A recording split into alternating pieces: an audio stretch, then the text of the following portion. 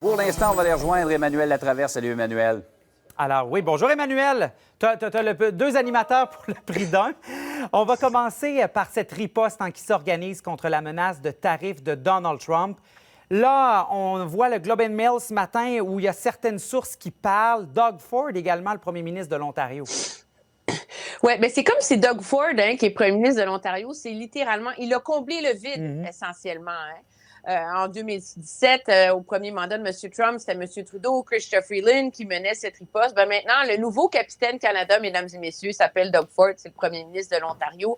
Certains notent qu'il fait peut-être ça parce qu'il veut se lancer en élection et assurer sa réélection pour un troisième mandat. Toujours est-il que c'est lui là qui défend le Canada, non seulement sur les réseaux américains, mais qui arrive avec vraiment des initiatives importantes. Vous voyez les images hier, il a fait une grosse annonce à la centrale nucléaire de Darlington en Ontario, où le grand plan déjà de l'Ontario, c'est de devenir une superpuissance énergétique et lui propose de faire une forteresse énergétique en Amérique du Nord avec les États-Unis. Hier soir, M. Ford a confirmé qu'il va présider, si on veut, une délégation des premiers ministres des provinces pour aller à Washington le 12 février prochain, rencontrer bien sûr des membres du Congrès, des représentants, des sénateurs, mais aussi, l'espère-t-on, les nouveaux, en guillemets, ministres là, de Donald Trump, que ce soit son secrétaire à la sécurité intérieure, son tsar de la frontière, son secrétaire au Trésor, etc. C'est un voyage, d'ailleurs, auquel on a confirmé là, que M. Legault allait participer. Ce qui est intéressant, c'est de voir un peu le contraste entre M. Ford et M. Legault. M. Legault veut pas avoir l'air en marge, veut pas manquer de leadership, mais en même temps, M. Legault, avec son nationalisme, son autonomisme, peut pas devenir capitaine Canada, tu sais, non plus, là, ça sera un peu malaisant ou incongru. Alors, c'est dans ce contexte-là que hier, il a publié une longue lettre sur les médias sociaux en disant essentiellement qu'il faut garder son calme, qu'il faut y aller avec méthode, autorité.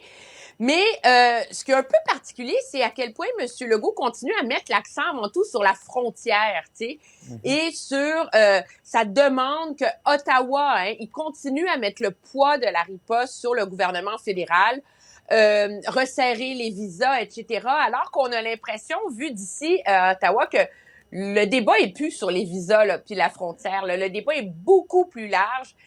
On est vraiment, parce qu'on est à l'aube, craint-on, d'une guerre commerciale là, qui peut vraiment engouffrer là, l'ensemble de l'économie. Et on commence, Emmanuel, je le disais d'entrée de jeu, à voir un peu comment le Canada imposerait certains tarifs en représailles. Évidemment, ce sont des sources qui ne sont pas autorisées à parler, mais on voit un peu là, vers quoi le Canada s'enligne.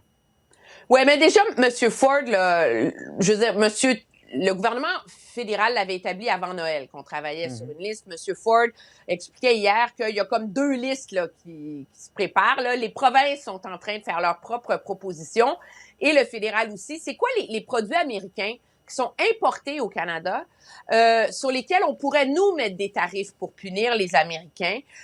Cette question de la liste là, des produits qui seront au cœur de la riposte canadienne dans cette guerre commerciale va vraiment être au cœur, je pense, de la rencontre qui va avoir lieu mercredi prochain entre M. Trudeau et les premiers ministres des provinces ici à Ottawa. On s'est rendu compte là, lors du premier mandat, quand M. Trump avait mis des tarifs sur l'acier, l'aluminium, on avait taxé le bourbon, le ketchup, etc. Là, il faut aller vraiment un cran plus loin, là. Mais encore, l'idée, c'est qu'est-ce que tu trouves qui va faire mal aux États-Unis sans faire trop mal aux citoyens canadiens? Parce que c'est finalement nous qui en payons le prix. Donc, je te donne des idées, là, des trucs qui circulent. Le jus d'orange et les oranges de la Floride, tu sais, qui est au cœur du centre du pouvoir de M. Trump. La céramique, imagine-toi donc, qui sert à faire quoi? Des éviers, des bols de toilette, les produits du verre qui sont produits en Pennsylvanie, au Michigan, des fruits, des légumes. Alors, tu vois, l'idée, là, c'est vraiment d'aller frapper les centres de pouvoir auprès de M. Trump pour essayer de mobiliser l'opinion américaine et les décideurs américains convaincre M. Trump de reculer. Mais la crainte, en vérité, c'est que les visées de M. Trump sont tellement plus larges. Est-ce que vraiment ça va suffire? Parce que tout le monde comprend que si tu veux frapper là où ça fait mal, là, faut que tu fasses le calcul de frapper l'énergie. Mais en même temps, le Canada ne veut pas taxer sa propre énergie qui est exportée aux États-Unis parce que c'est la vache à lait de nos propres économies, tu sais. Et également, on a vu dans le Toronto Sun ce matin, je l'adore! Une suggestion. Mais oui, le Toronto Sun a une idée brillante qui va beaucoup plaire aux Québécois. C'est que M. Trump a du respect pour la monarchie. Alors finalement, ça prendra une visite royale ici au Canada. Le roi est malade, il a le cancer. Bien, qu'on organise une petite tournée rapide là, du Prince William, de Kate Middleton, juste pour en donner là, du tac au tac à Donald Trump. Je suis pas sûre que ça va faire long feu. Et un petit mot en terminant sur cette course à la direction du Parti libéral, parce qu'il y a une guerre commerciale, mais la guerre commerciale teinte un peu cette course-là. Ben oui, pour deux raisons. De un, c'est clair là, que la personne qui va être le mieux pour diriger les libéraux, c'est celui qui est le mieux placé pour affronter Donald Trump. Et c'est ça qui est intéressant. Il y a beaucoup de voix qui s'élèvent au caucus pour que ce soit M. Leblanc, Dominique Leblanc, le ministre des Finances, mais qui lui a dit hier qu'il veut pas y aller. Mais ça n'empêche pas plein de députés de dire non, on va finir par le convaincre d'y aller. Donc, il y a comme une partie d'échec autour de la candidature de M. Leblanc.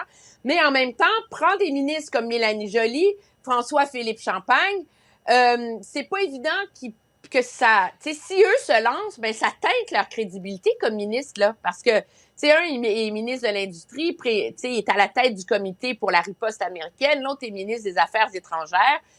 En même temps, est-ce qu'ils veulent se lancer puis être l'agneau sacrifié pour aller à l'abattoir dans les élections? C'est ça, tout ça fait partie du calcul et c'est ce qui fait finalement que ces candidats potentiels-là utilisent le prétexte des règles de la course pour finalement vraiment jauger si le mieux en ce moment, c'est pas de rester ministre, de développer son leadership sur ce front-là, de défendre le Canada et l'utiliser comme prétexte pour passer son tour et attendre après les élections, après une défaite, une nouvelle course pour vraiment, là, tenter sa chance comme candidat à la direction. Donc, c'est ce qui fait que il y a pas de meneur évident, là, tu sais, d'autant plus que Mark Carney, l'ancien gouverneur de la Banque du Canada, Chrystia Freeland sont très, très discrets en ce moment sur ce front-là. Il y a différentes stratégies. Emmanuelle, merci beaucoup. Bonne journée. Au revoir.